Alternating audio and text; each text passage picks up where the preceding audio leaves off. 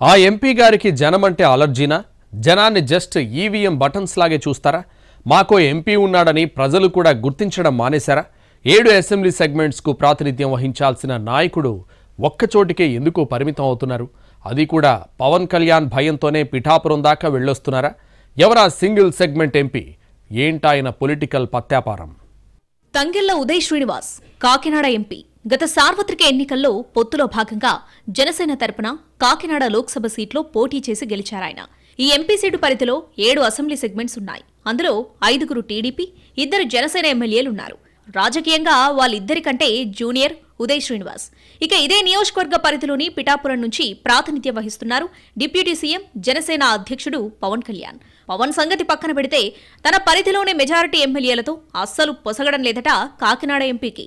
ఆయన కొంత తలబిరుసుగా వ్యవహరిస్తున్నారని, కొన్ని నియోజకవర్గాలలో అయితే కనీసం కలిసి కార్యక్రమాల్లో పాల్గొనడానికి కూడా ఇష్టపడటం లేదంటున్నారు ఎమ్మెల్యేలు. మరీ ఇంత ఈగో చూపిస్తే కష్టమంటూ ఓపెన్ గానే ఫైర్ అవుతున్నారట శాసనసభ్యులు. ఆయన ఎంపీ అయితే ఎవరికెక్కువ? అందరినీ కలుపుకొని పోకుంటే సక్సెస్ కాలేరని ఎమ్మెల్యేలు సన్నిహితులతో అంటున్నట్టు తెలుస్తోంది.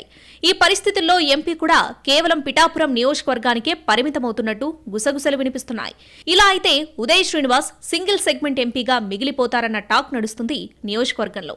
బిజినెస్ నుంచి సడన్ గా రాజకీయాల్లోకి వచ్చారు ఉదయ్ శ్రీనివాస్. జనసేనలో జాయిన్ అయి పిఠాపురం కోఆర్డినేటర్ గా కొద్ది రోజులు పనిచేశారు. ఆ తర్వాత ఈక్వేషన్స్ లో భాగంగా పవన్ పిఠాపురంను ఎంచుకోవడంతో ఉదయ్ శ్రీనివాస్ ఎంపీగా పోటీ చేయాల్సి వచ్చింది. ఇక రాష్ట్రంలో కూటమి ప్రభుత్వం అధికారంలోకి వచ్చాక పరిస్థితిని చూస్తే నిరుడు దీపావళి సందర్భంగా ఎంపీ తమను టార్గెట్ చేశారంటూ రోడ్డెక్కి నిరసన తెలిపారు కాకినాడ సిటీ ఎమ్మెల్యే కొండబాబు అనుచరులు. ఇక అప్పటి నుంచి ఇద్దరు ఎడమకం పెడమకంగానే ఉంటున్నారు. మరోవైపు కాకినాడ రూరల్ నుంచి జనసేన ఎమ్మెల్యే పంతం నానాజీ ఉన్నారు. సొంత పార్టీ అయినా సరే తన నియోజకవర్గంలో ఎంపీ పెత్తనం చేయడానికి ప్రయత్నం చేయడంతో ఆయన కూడా తేడాగానే ఉంటున్నట్టు సమాచారం. అటు జగ్గంపేట, పెద్దాపురం ఎమ్మెల్యేలు సీనియర్ మోస్టులు కావడంతో ఎంపీకి అస్సలు స్పేస్ దొరకడం లేదట. ఇక ప్రతిపాడు, తుని నియోజకవర్గాలలో ఫస్ట్ టైం ఎమ్మెల్యేలు కావడంతో అక్కడ కాస్త అడ్వాన్స్ అయ్యే ప్రయత్నం చేశారట తంగెళ్ల. వాళ్లు కూడా మ్యాటర్ని ముందే పసిగట్టి వెంటనే గేర్ మార్చేసినట్టు చెప్పుకుంటున్నారు. గతంలో తమకు వ్యతిరేకంగా వైసీపీలో పనిచేసిన వాళ్లను ఎంపీ ఎంకరేజ్ చేస్తున్నట్లు కనిపించడంతో ఇద్దరు మహిళా ఎమ్మెల్యేలు కూడా దూరం అంటున్నారట. పిఠాపురం విషయానికొస్తే అక్కడ టీడీపీ కోఆర్డినేటర్ వర్మకి, ఉదయ్ శ్రీనివాస్ కి మొదట్నుంచి కోల్డ్ వార్ ఉంది. ఎంపీతో తనకు సంబంధం లేదని, తన రాజకీయాలు తనవేనని వర్మ అంటున్నట్టు సమాచారం. దీంతో సింగిల్ సెగ్మెంట్ లో కూడా సొంత పార్టీ వ్యవహారాలకు తప్ప ఇతరత్ర వేలు పెట్టే అవకాశం ఎవ్వరూ ఇవ్వడం లేదని అంటున్నారు. అబ్బాయి, రాజకీయం వేరు, వ్యాపారం వేరు. ఆడున్నట్టే ఈడా ఉండాలంటే ఎక్కడికక్కడ కత్తిరిస్తారంటూ సెటైరికల్ గా మాట్లాడుకుంటున్నారట ఈ మొత్తం వ్యవహారాల్ని గమనిస్తున్నవారు.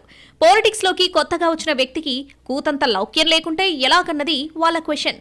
సాధారణంగా ఎంపీ, ఎమ్మెల్యే అంటే జోడెడ్లల్లా స్మూత్ గా వెళ్లిపోవాలి గాని ఈగోలతో ఈ గోలేంటని అంటున్నారు రాజకీయ పరిశీలకులు.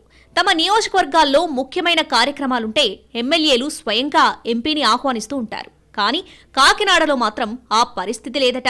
ఎవరైనా అధికారులు పలానా ప్రోగ్రాం ఉంది అంటే ఎంపీని పిలిచారా, ఆయన వస్తున్నారా, ఎంపీ వస్తే నేను రాను, రాకపోతేనే వస్తానని ఎమ్మెల్యేలు క్లారిటీగా చెప్పేస్తున్నట్టు తెలిసింది. తాజాగా కాకినాడ కలెక్టరేట్లో జిల్లా అభివృద్ధి సమన్వయ కమిటీ సమావేశం జరిగింది. ఈ కమిటీకి ఎంపీ చైర్మన్ గా ఉంటారు. ఒక్క పెద్దాపురం ఎమ్మెల్యే చినరాజప్ప మినహాయించి మిగతా వారందరూ డుమ్మా కొట్టేశారు. గతంలో దిశ సమావేశానికి ప్రతిపక్ష ఎమ్మెల్యేలు కూడా హాజరయ్యేవారని, కానీ ఇప్పుడు అందరూ అధికారపక్షం అయినప్పటికీ దూరంగా ఉండడం ఏంటన్న ప్రశ్నలొస్తున్నాయి.